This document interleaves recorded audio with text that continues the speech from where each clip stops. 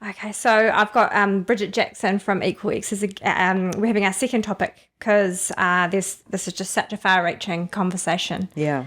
And in this conversation, we're going to talk about divorce in the workplace. Yes. Not with the workplace. Yes. But, Yes. yeah, thanks again. Oh, look, absolute pleasure. Thank you. I'm really, really excited to talk about this because it's akin to bereavement. Yes. We get so many clients in our business saying to us, we're really worried because personally what we're going through, the effect it's having on our job, we're worried about getting demoted or losing our job. Can you come and talk? Can you come with us to talk to our manager or our HR professional? Yeah. And we thought about it, and we investigated further in terms of stats, and it's a massive issue.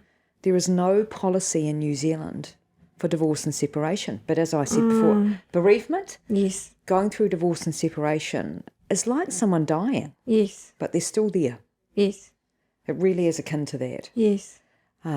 So in terms of figures, productivity leading up to divorce and separation, at least 50% of your productivity is down. Wow.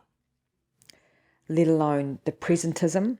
So you're at work, but you're actually not at work. Yes. Your absenteeism. Yep.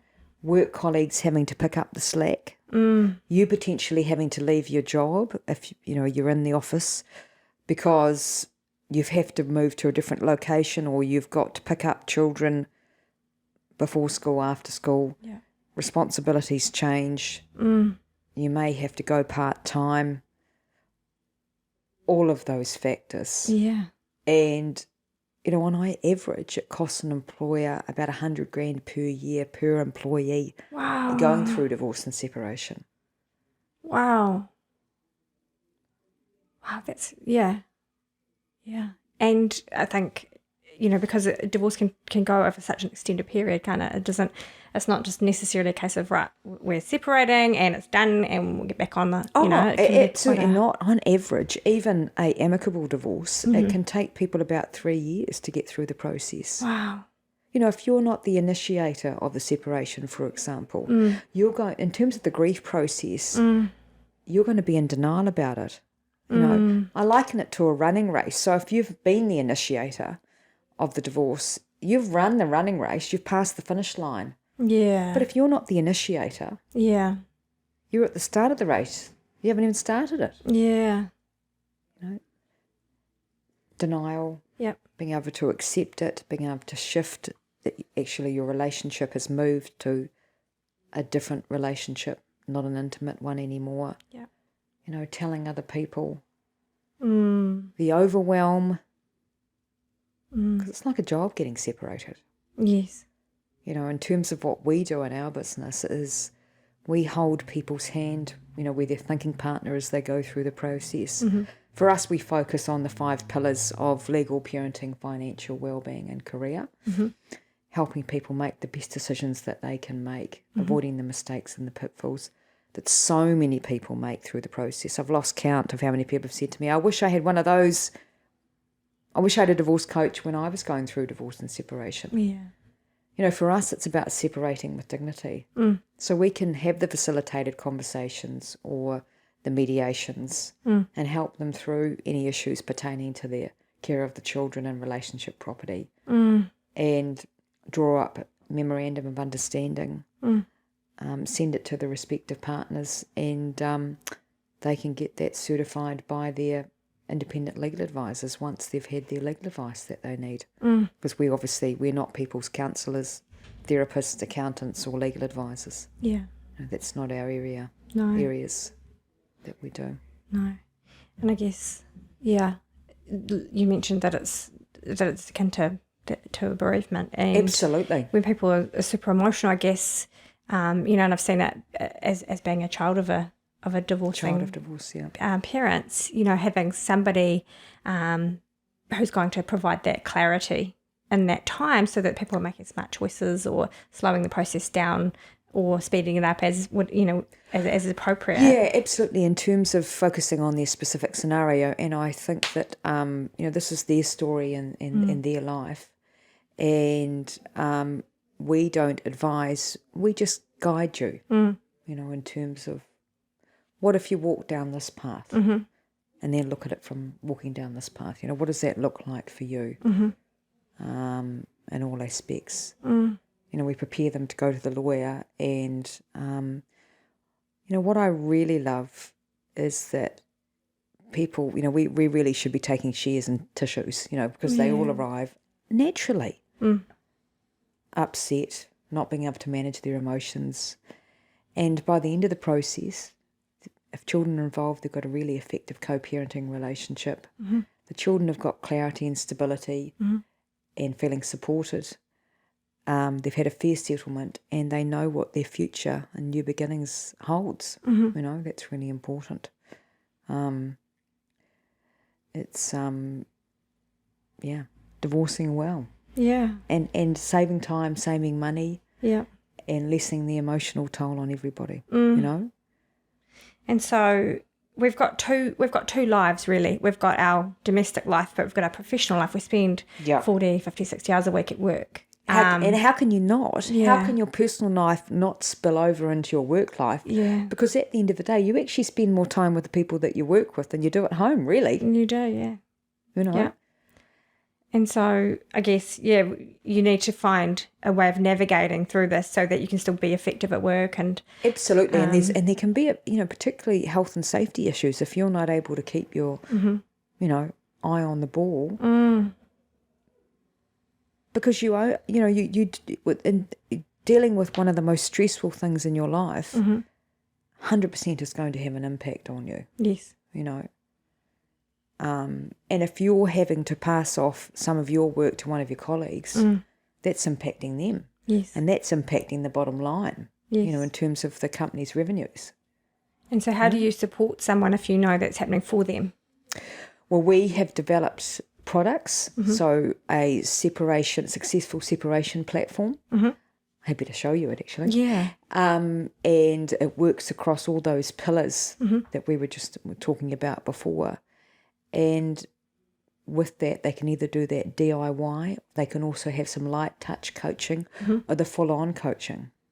We have scenarios where we talk to people and, even at the executive level where, they have to show up and run a business. Yes.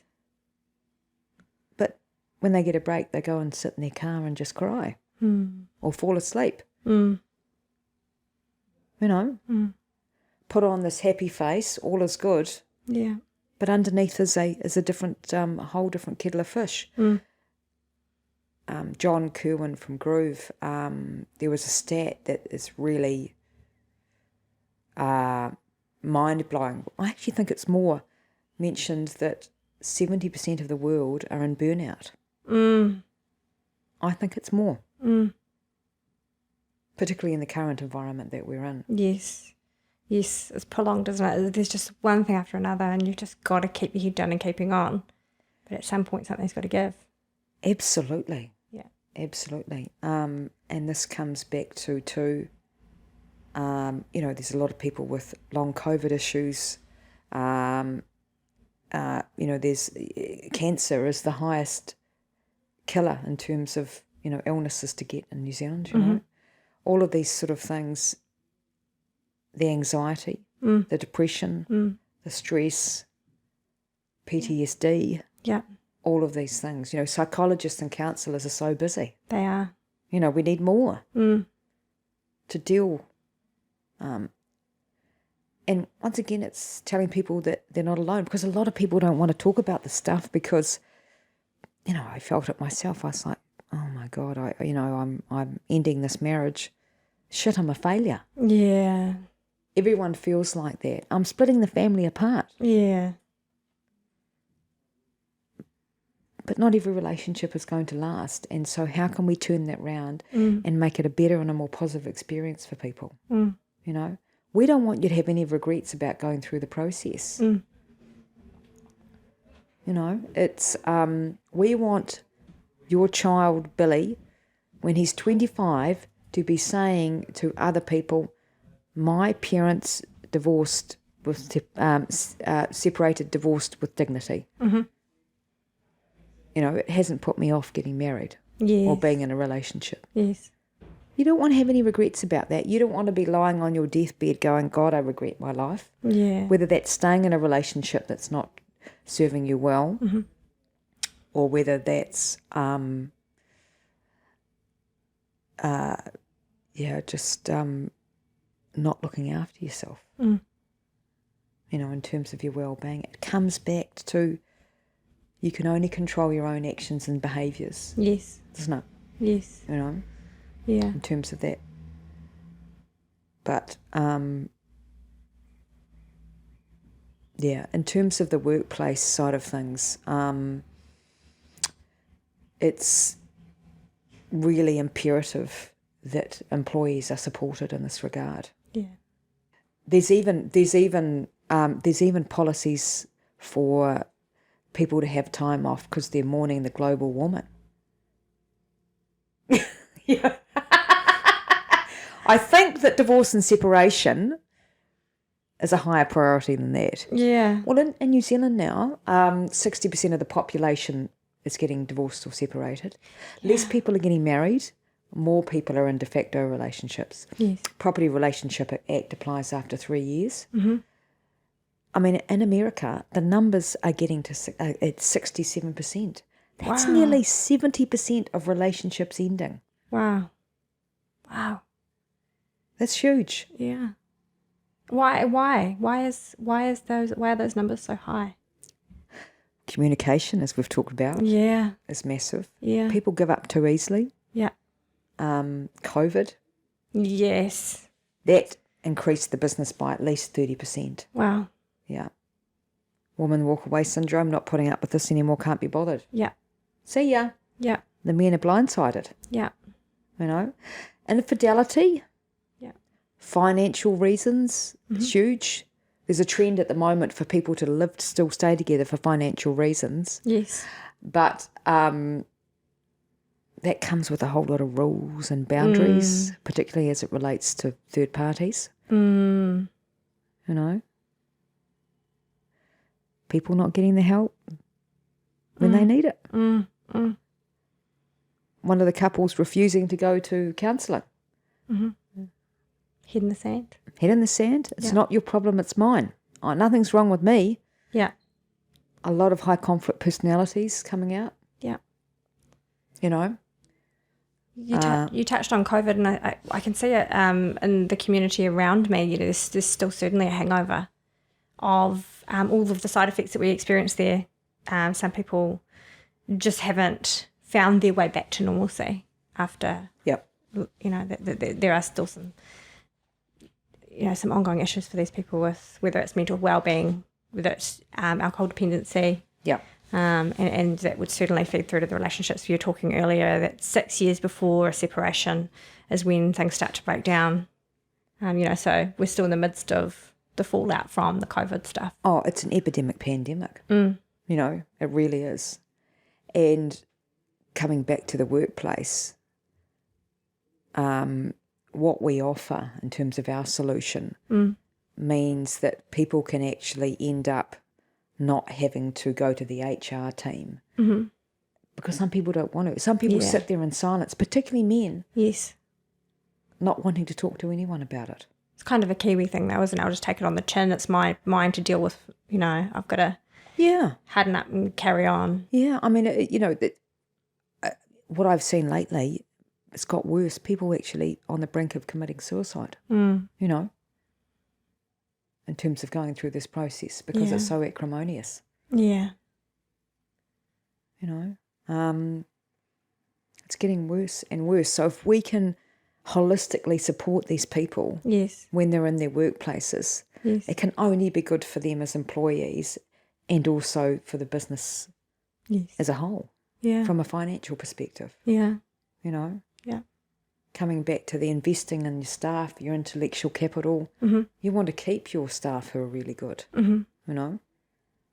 It's not about the four walls, is it? It's about the people that work for you and supporting them. Yeah. Holding their hands. That's us. Having walked in your shoes. Yes. You know. That's true. Through the process. Yeah. Yeah. Bridget's got this workbook, and we'll leave a link for this so that you can take a look and consider how it applies in your situation, whether it's happening for yourself or somebody, one of your colleagues. And we'll leave some information so you can go directly through to Bridget, because as you can hear, she's pretty plain speak, pretty easy to talk to, no jargon and stress. So thank you for sitting with me again. I appreciate your expertise. It was a pleasure. Yeah. Thank you, everyone. Thanks. Hope you enjoyed it.